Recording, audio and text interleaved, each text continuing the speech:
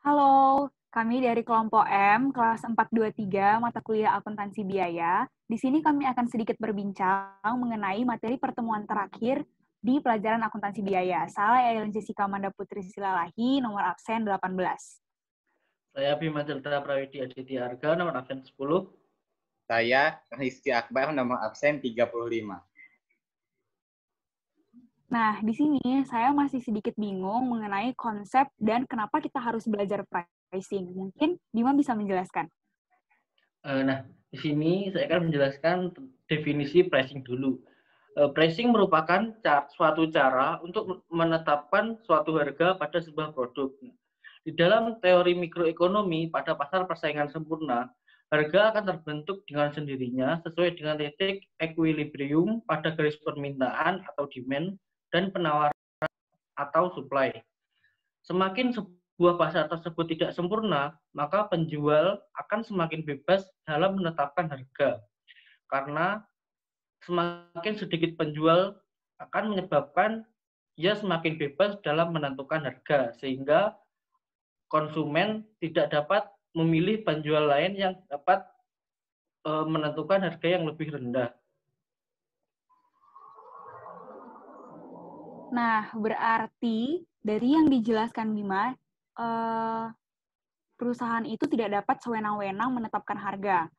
Berarti ada komponen di mana perusahaan harus mempertimbangkan willingness to pay dari customer. Dapat disimpulkan bahwa faktor yang mempengaruhi pricing sendiri adalah customer, competitors, dan cost.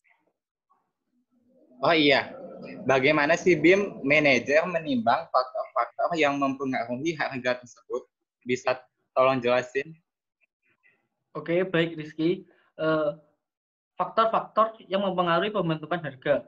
Di sini ada 3 faktor yang mempengaruhi pembentukan harga. Yang pertama adalah pelanggan atau customer.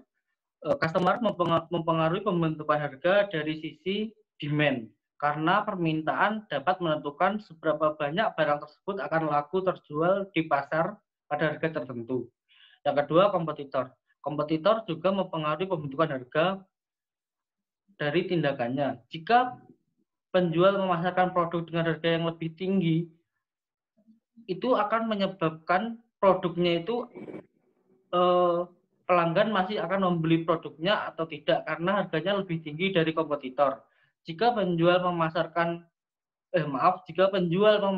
produk dengan harga yang lebih rendah, perlu juga dipertimbangkan apakah harga yang rendah tersebut akan menutupi seluruh biaya produksi. Yang ketiga ada biaya atau cost. Biaya menentukan harga dari segi penawaran atau supply, di mana harga sebuah produk berbanding lurus dengan biaya produksinya. Produsen sebaiknya tidak menjual dengan harga yang belum dapat menutupi seluruh biaya produksi. Biaya produksi tidak hanya biaya variabel, melainkan juga biaya tetap. Jika perusahaan hanya mampu menutupi biaya variabel, tetapi belum menutupi biaya tetap, maka perlu dipertimbangkan apakah perlu melakukan penghentian produksi sementara atau selamanya.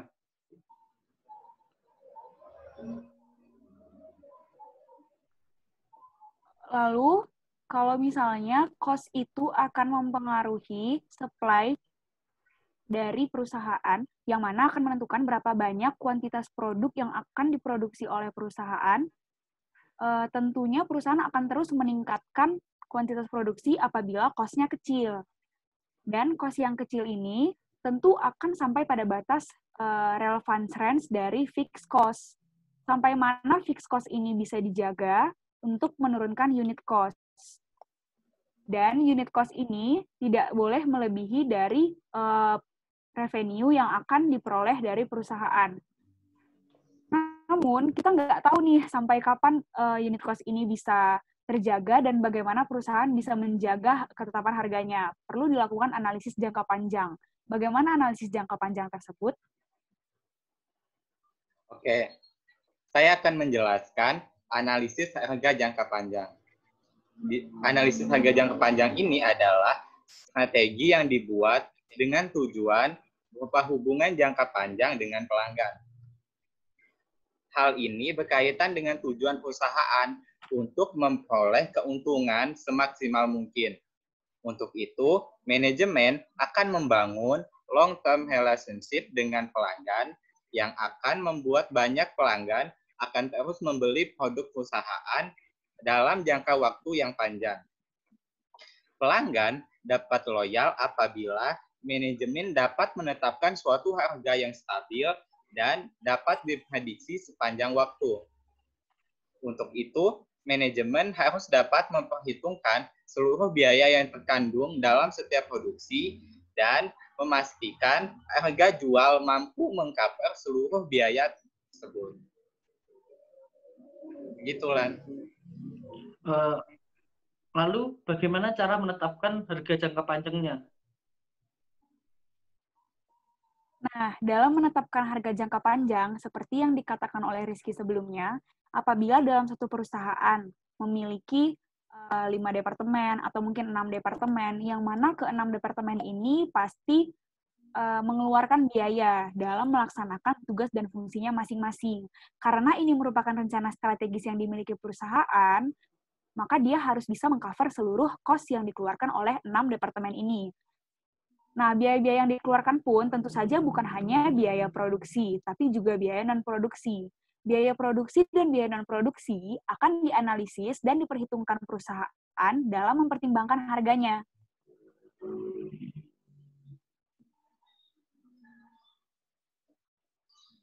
Bagaimana menganalisis dan menetapkan harganya itu, perusahaan memiliki pendekatannya sesuai dengan pasar yang akan dijelaskan oleh Rizky. Oke, jadi perusahaan mempunyai 2 pendekatan, yaitu yang pertama ada pendekatan market based, salah satu jenis dari harga yang mengacu pada kondisi pasar dan kesediaan pelanggan untuk membeli produk. Jadi di market based ini kondisi pasarnya persaingan sempurna. Sedangkan yang kedua ada cost based. Cost based salah satu jenis dari pricing yang mengacu kepada target profit perusahaan yang dapat dilakukan dengan membuat margin harga atau biaya produksi. Begitulah. Jadi ada 2 pendekatan, market based dan cost based.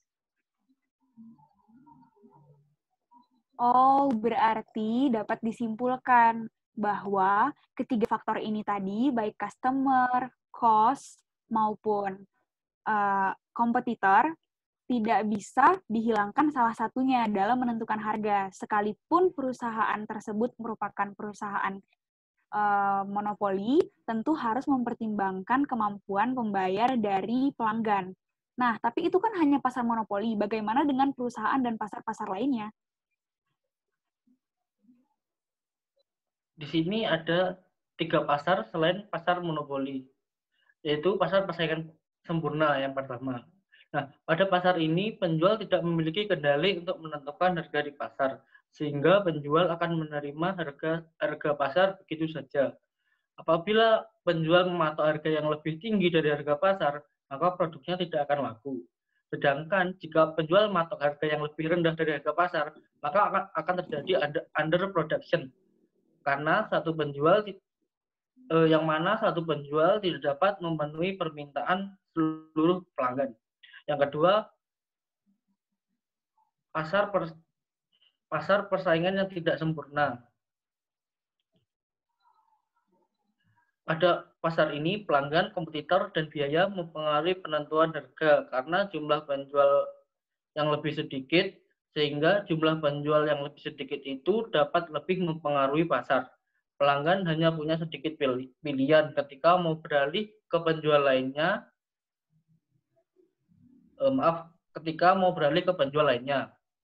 Tiap perusahaan lebih dapat mengamati strategi kompetitor, biaya juga lebih berpengaruh terhadap harga. Yang ketiga, pasar kurang kompetitif. Yang mana lebih berpengaruh dalam pasar ini adalah keinginan.